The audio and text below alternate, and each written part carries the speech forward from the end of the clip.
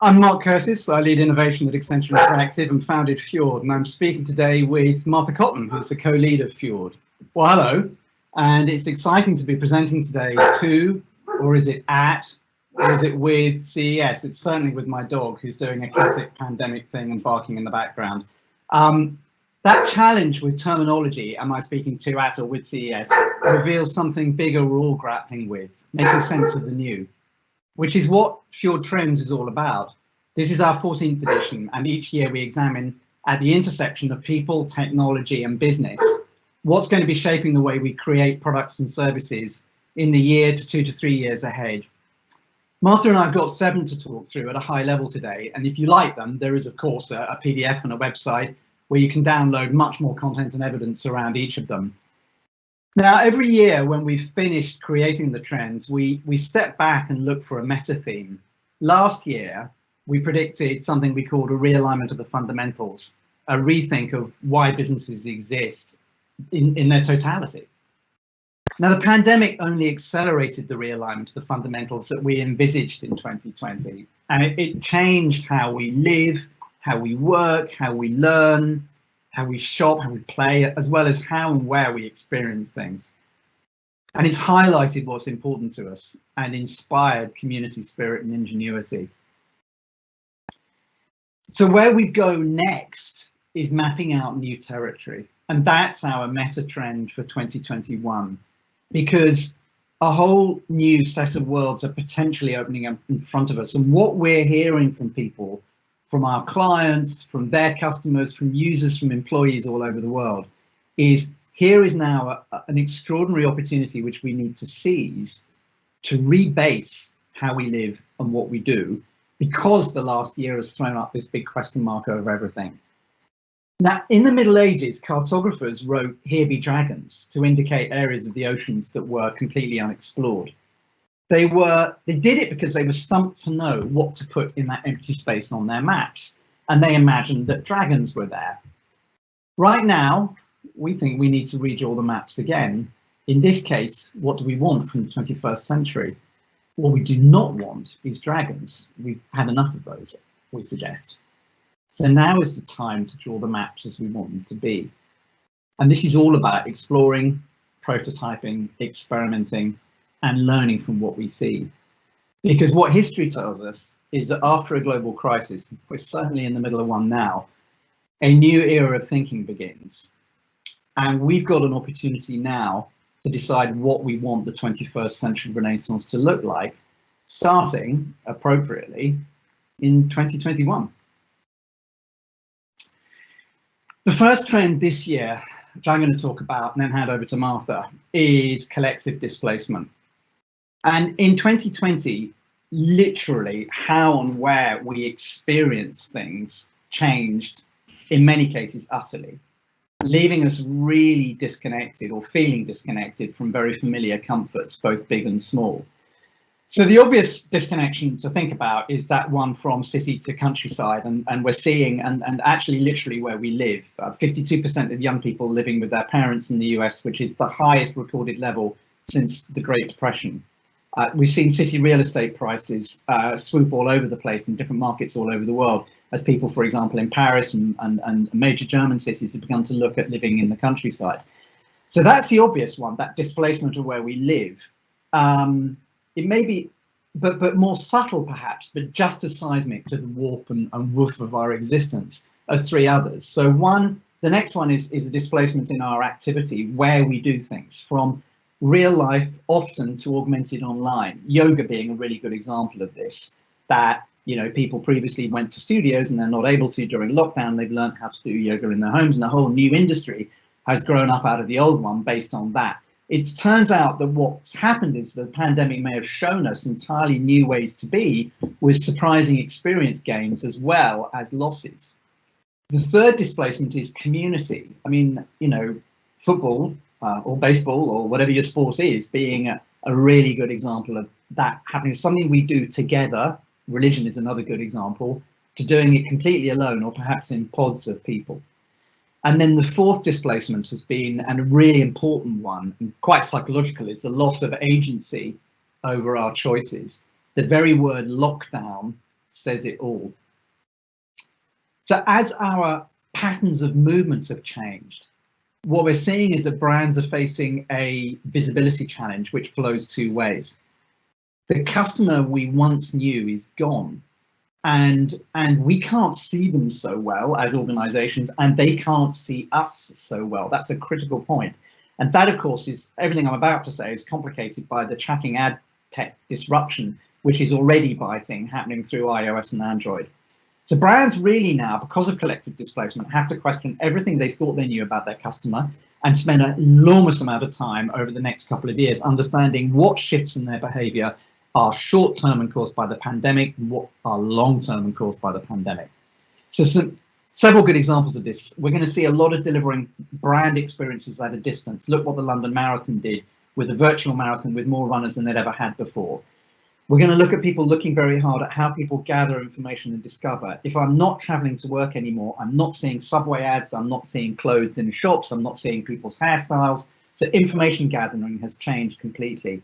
Our shopping indeed has changed as it's moved from being shopping list driven to micro moment driven, often via social media. We only see that accelerating.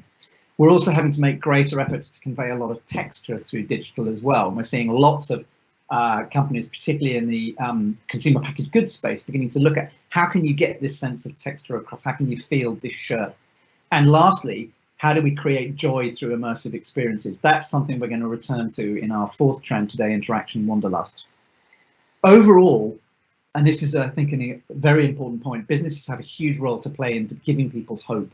So considering your brand's tone of voice in the context of what is happening right now, choose a hopeful tone and messaging in all your communications. That might vary with local context, but we think that'll be a winning strategy in the year to 2 to 3 years ahead as we develop and redesign the products and services that we take to market. Martha, tell us about trend 2. Thank you, Mark. In a lot of ways, collective displacement is almost an anchor trend. And our next trend, do-it-yourself innovation, certainly reflects this. So during a time of displacement, as traumatic as it is, it's also been really inspiring to see the rise of human ingenuity as we respond to challenge. We all know that design and innovation love constraint, and during this time of profound constraint, we're seeing people get creative in amazing ways. So this results in a pressing need for organizations to rethink their approaches to innovation by offering tools instead of prescribing solutions, and by empowering people to get more creative with how they live, play, work, learn, and shop. So the key aspect of this trend is that innovation has shifted from tech first to people first. Now, we've always seen life hacks like people hacking technology, products, services to work better in their lives. I'm thinking of a colleague of mine who hacked an ironing board to use as her stand-up desk. But what we're seeing here is people radically repurposing entire platforms to work better for their own experiences. So we need to think of platforms now as a half-painted canvas upon which people will create and finish a product based on their needs. In Lebanon, for example, post-lockdown and in the wake of Beirut's devastating port explosion, schools turned to WhatsApp into an informal distant learning program. Or think of Travis Scott using Fortnite, a popular gaming platform, as a virtual concert venue. And one of the things I love about this trend is it blurs the line between creator and customer. In the design field, we've long used co-creation methods as part of our design process. But now co-creation is as much an output as an input. So for companies to succeed, they will need to think of their products and services as suggestive of use instead of prescriptive. To start designing tools and platforms that enable people to create for themselves and shape technology around their goals. Release these products and services into the world and let the end user and consumer finish them. Now, we all know that innovation isn't just about ideas, it's about having the courage and fortitude to see new ideas through the development cycle and into the market. This is why time and stamina are so crucial to innovation success. But we think that this trend points to ways to gain a tremendous efficiency, focusing on everyday people's creativity. And just the other day, my 16-year-old daughter showed me a new musical of Ratatouille, the animation, that was written and choreographed through crowdsourced TikTok users. And then it was pulled together over just a few months and recorded by famous Broadway and other artists. If this isn't do-it-yourself innovation, I don't know what is. So back to you, Mark, to tell us about trend number 3. Thank you, Martha. So our third trend this year is really about the relationship between employer and employees. And of course, this is important because it's your employees who actually make those products and services which you build your innovation around. And what we're seeing is a wholesale change. We called this trend "Sweet Teams Are Made of This." We're seeing a wholesale change in the reciprocal employment agreement between employer and employee. And that's because, well, there's a number of reasons, but much of the peripheral value of work has been lost for people. Those conversations you have, the networks you build, the learning you have from being around other people, actually just the sheer joy and fun that you have from it. Many people are bemoaning the loss of that. But at the same time, we've seen another more subtle shift, which is a lot of the costs previously covered by the employer have shifted to the employee as they're paying for the broadband or their house to heat if they're working for them in the winter, or the chair that they're sitting in. And in fact, working from home has become really living in your office. That's a big shift, with family and childcare often at the core of it, not at the periphery of it. Now, we don't believe that workplace is dead, but it's increasingly becoming a mindset supported by technology. And in the future, one size won't fit all. There's 3 critical vectors of opinion here to take on board: worker, company, and local government. And 2 of these, worker and employee, contain a range of often contradictory views on what next. Now, what I mean by that, what I mean is you will hear many of our colleagues, many workers say, I cannot wait to get back to the office or studio, wherever it is I work. But you're also hearing others, and often around about average of 50%, saying, in the future, I'm expecting to and want to work from home much more because now I've tried it, I like it, and I can see that playing out at least 2 or 3 days a week. So you've got this kind of schizophrenia there on what workers think, but then you've got the employer attitude as well, which is, wow, CFOs are looking at this and saying we've got once in a lifetime opportunity to save a lot of costs here. But on the other hand, you've got people like Reed Hastings at Netflix saying this is an unsupportable way of working going forward. The third vector not to be sniffed at is local government, who are busy looking at central office locations and thinking we can't allow these to hollow out, and they're putting pressure on companies not to do so. And it's very important to stress that this trend, Sweet Teams, stretches beyond office workers. This is about any jobs that could be done remotely. Think call centers, for example. And it's also about all of those jobs that are reliant on urban office hubs, the pharmacy, the dry cleaner, all the hospitality businesses around the places that we go to and that we work, not to mention the mass transit workers. So a displacement of urban office hubs actually displaces a lot of other people as well. Now, there are opportunities to innovate around 4 areas over the next 2 or 3 years. One is technology. We confidently expect new software and hardware to emerge because we're lacking great hardware and infrastructure suitable for long-term remote working. It's called a laptop for a reason. It wasn't developed for home working. Neither was really the microphone or the camera that I'm using. So we're expecting to see a lot of innovation in this space. The second is culture. Building a sense of belonging is something we're used to doing when we're physically together, but now the emphasis, and we're hearing this from a lot of our clients, is how do we build this new culture we need when we're physically apart a lot of the time and face-to-face is a premium. The third area to think about is talent. So how do we recruit and reward talent? We're hearing a lot of talent saying, this is great, I can work from anywhere. But at the same time, we're hearing, for example, in Silicon Valley, people saying, this is great, we can recruit from anywhere. And what's more, there's some shift in some places to companies saying, we'll pay for remote workers, but we're only going to align that with their local cost of living. Is that fair or ethical? The fourth one also touches on ethics, which is control.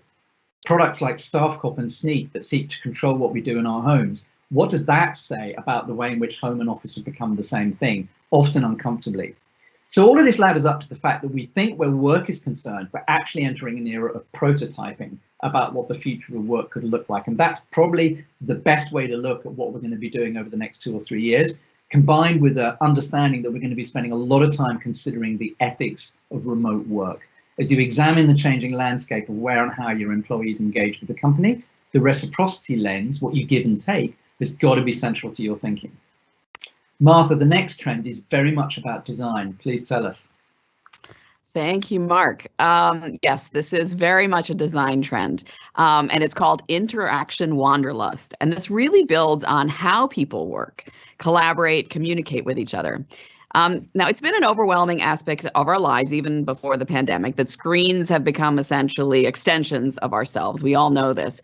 But in the last 10 months, as screens have become both our window to the world and inside and out, the interactions have become dull and exhausting.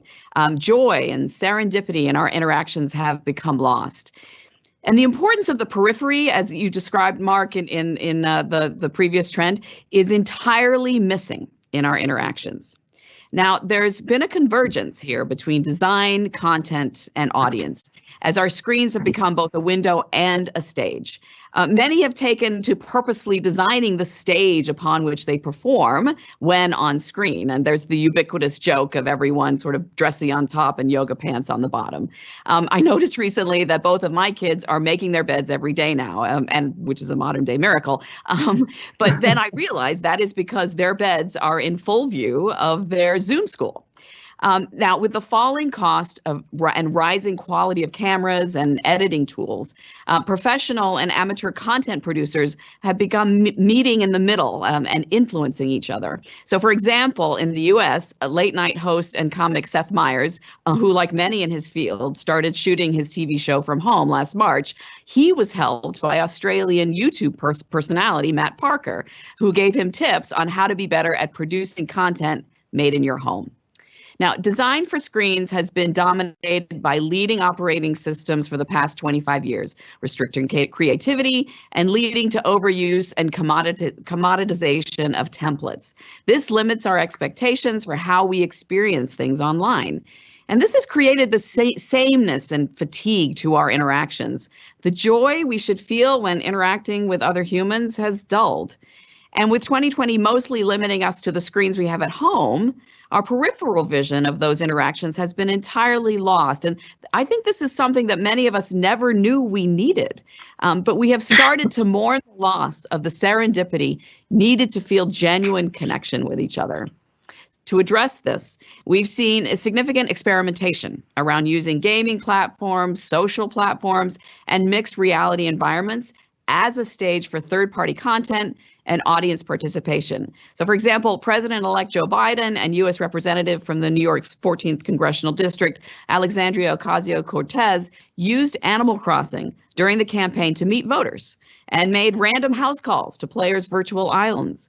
We've seen a 47% rise in the use of Discord, which is traditionally a platform for gamers, for clubs, art communities, or just groups of people trying to connect. The call to action here is to find ways to recreate offline emotions in online contexts. We feel that companies can innovate by redesigning audience participation to more effectively draw audiences into an experience as viewers or active participants as creators or co-creators. Genius Live, for example, moved from an online music lyric source to a concert platform, enabling new and creative ways to connect fans and artists. And certainly CES this year is a great example of rising to the challenge as well, creating a truly unique and engaging digital experience. So I'm going to hand it back to you, Mark, for trend number 5. Thank you, Martha. I hope you didn't hear me coughing in the background there. I guess that's a sign of the times. This is very much the liquid infrastructure, which is what we're going to talk about now, is very much the flip side of collective displacement. How and where we get things, literally get hold of things, has changed, forcing businesses to completely reshape how they manufacture and ship and store and deliver. And our liquid expectations, that's the way in which our expectations are set in one industry and then travel across different industries, now extend to the delivery and the unboxing experience outside a brand's ecosystem. You know, late last year, I went to buy a present for my daughter who'd just given birth to her first child, and I went into a Space NK outlet in the UK, cosmetics outlet, and I had a fantastic experience in there. The right person showed me the right range of products, and it all came wrapped up in a bag with a little silk bow to it. It was an experience. the experience of a cardboard box thrown over my gate, which the dogs get to before I can, is not the same thing at all. And a lot of that is managed now outside a brand's ecosystem. And this has implications for everything that happens before that moment of that last 6 or 10 feet. We're also seeing cost to serve rising dramatically. Why? Well, the loss of incidental spending in shops, the retail health and sanitary costs, for example. Lots of shops like Sephora have had to introduce door greeters who help guide you, in the healthiest and best way around the shop and set your expectations. Even the volume efficiencies of the idea of shop being a sort of mini warehouse that the customer comes to get products. And then last but absolutely not least, the much higher returns that you get with online shopping means that cost to serve has gone through the roof. And that's creating a real tension between the desire to serve people offline and online, and how cost to serve balance it, both of those, it's risen dramatically. Now, one response to that has been direct to consumer models, but those have proved enormously difficult to scale. They don't scale well for the enterprise, and they don't scale well for the customer, because I don't particularly want to have one-on-one relationships with lots and lots of different companies. Now, closest to the customer is clearly key, and brands need to rethink the trade-offs between experience and cost and design around that last 10 feet of the experience. What matters more, delight or efficiency? This is leading brands to rethink the position of their supply chain and expand the idea of what their assets are used for, all of their assets. The rapid adaptation of initial lockdowns basically shattered conventions. Barclays Bank, for example, now expects its physical branches soon to be mainly used by call center workers and investment banking. In many cases, the pandemic drove new partnerships to be created ad hoc. Expect the rise of a B2B sharing economy, or an acceleration of that, and partnerships over costly ownership investment, which actually interestingly mirrors something we saw in consumers about 5 to 10 years ago, which is ownership becomes less important, access becomes more important. Dark kitchens, for example, serving home food delivery are one sign of this. But remember, the deprived of hospitality experience, brand saliency becomes a lot harder to achieve in these circumstances. So new value propositions and business models are going to lead to a two-speed innovation, embracing both the ability for your supply chain to respond rapidly, but also for a company to stay true to long-term purpose with core innovation programs around that purpose.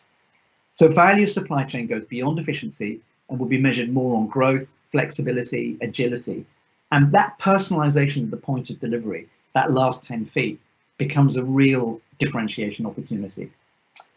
Lastly, there's another curveball coming in, which is that redesign of how we use our assets enables brands to consider much more local and sustainable alternatives, and the demand for that is rising rapidly. So our belief on this is that all of our clients will have to openly commit to shifting to sustainable redesign rapidly, because within 5 years, sustainability is going to be the biggest influence on your infrastructure decisions. Start figuring out how you design for sustainability now, using the pandemic as a catalyst to do so. Martha, I think the next trend is really close to your heart as a researcher. Yes, Mark, this next trend definitely is. And this is because it addresses the challenge with empathy that we have now and the stories we and organizations tell each other about ourselves as humans and about ourselves as societies, with systems designed and sometimes purposely designed unequally. Now we know there is much, too much to feel empathy for as we enter this 21st century, as you described. And in a world of high expectation and constant scrutiny, the challenge is to make the empathy we have for each other, and that brands often declare publicly, actually mean something. So awareness and concern about inequalities in all its forms grew rapidly in 2020. The global pandemic exacerbated many existing inequalities, but also created new ones. For example, women were 3 times more likely than men to not be able to work during the pandemic because of childcare needs at home. And additional inequalities arise based on who has access to everything from bandwidth to healthcare to the ability to work, to the ability to learn at school. And everything people needed to function in our collective displacement creates this acute need and a call to feel empathy for those who cannot get those needs met. But this poses a challenge for organizations as they try to respond, which is making it more important than ever to manage these narratives well. We have so much to feel empathy for, and never had there been more different narratives fighting for our attention than there are today. So in our Fjord trends for 2020 last year, we identified a growing tension for organizations between profit and purpose, and a rise in taking a purpose-led approach. So in the empathy challenge, this trend this year, this has only become more intense as companies now have to figure out how they want to handle polarizing narratives, how to align their purpose with these narratives, and which side of a story, if any, they choose to support, because staying silent is also a choice. So in September, for example, Yelp's decision to warn users about businesses accused of racism sparked massive debates online. Last summer, Bon Appetit's statement on their website in support of the Black Lives Matter movement resulted in an immediate reckoning as current and former employees pointed out the hypocrisy of this as they shared their stories of systemic racism at the magazine, which ultimately resulted in the resignation of the editor-in-chief. Now, it's never been more important to get your empathy narrative right, to tie it to your purpose, and then importantly, have actions that give empathy true meaning. Patagonia is an example of a brand that has navigated this challenge very well. They have a clearly stated purpose and then make bold moves that tie to it. Now, you talked about this being a researcher trend. It's also very much a design trend because it's impossible to talk about empathy without mentioning the role it has in design. Empathy has long been fundamental to good design. But over the years, with the rise of design thinking, empathy has almost been made to seem like something that can be easily ticked off a list. And this highlights the discomfort in design of the place of privilege many designers come from, and the notion that with an afternoon of empathy building, they can truly design for people entirely different from them.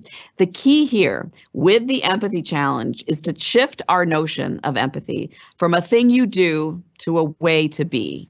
To abstract your empathy into a series of meaningful actions that will have positive impact for those you design for. Stories have always mattered as they are central to the human experience. Now they've become a core part of a brand's image too. Effectively managing the stories you tell to reflect the empathy you feel as aligned to that purpose that drives your organization, and the actions your organization taken has never been more critical. So I'm going to hand it back to you, Mark, for our last trend. Thank you, Martha. Well, this one's called Rituals Lost and Found, and I think it says it all in the title. Rituals, both big and small, form the framework of our life, and they have strong sentimental significance. They're deeply human. They help us deal with loss. We've had enough of that over the last year. With routines, with sentiment. Think about them. They can be both big, a wedding, and small, that daily flat white that you might have. That might now be at home, or it might have been somewhere you went to on the way to work every day. The loss of rituals is something we all shared as humanity in 2020. So we've seen a rise, and I think this has been an important signal in modern spirituality and mindfulness as a form of coping strategy. Look at the continued amazing rise of Headspace and Calm. Calm is now offered by Amex as a premium card benefit. Why is that? Because it's been a period really of reassessment and searching for new meaning that's inspired a lot of people to develop new rituals. Those might be family quiz events, new ways of doing birthdays. My wife turned an area of our house into a pub called the Two Terriers after our dogs, one of which you heard barking earlier probably. And we keep going to that same pub. It's become a ritual to help us deal with the new reality of our life. Brands have an opportunity now to step in and help people engage, to regain a sense of control and empowerment, and to reconnect and heal. And customers are expecting it because they've tried different stores or brands during the pandemic. 75% of people in the US have done so. And most of those expect to integrate new ideas, thinking, and brands into their post-pandemic lives. So there are 4 ways to do this. You can create a portal. That's a ritual that helps us transition between our different selves. You can help create a sense of belonging. Look at the way in which Mars made variety bags for Zoom costume parties over Halloween. You can create a ritual as a source of comfort. That's me time, really relevant to wellness and beauty, for example. Think about what Peloton are doing, or Zwift. And you can create rituals as an anchor. That's the big moments shared with others. Wedding website shadi.com created completely new weddings from home, seeking to bring as many of the most meaningful moments as they could of an in-person event to virtual weddings. So rituals create this fantastic opportunity for us to help people feel more relevant, and we think is probably right at the sharp end of real opportunity space for organizations all over the world. because this is a way to help people cope, grieve, but also embrace new sources of joy. Fundamentally, it's a way of bringing hope, which is exactly where we started with trends today. We hope you've enjoyed them. Thank you very much for sharing your time with us. And please do go and have a look at our trends online. There's way more than Martha and I have had time to talk about today. So with that, thank you very much.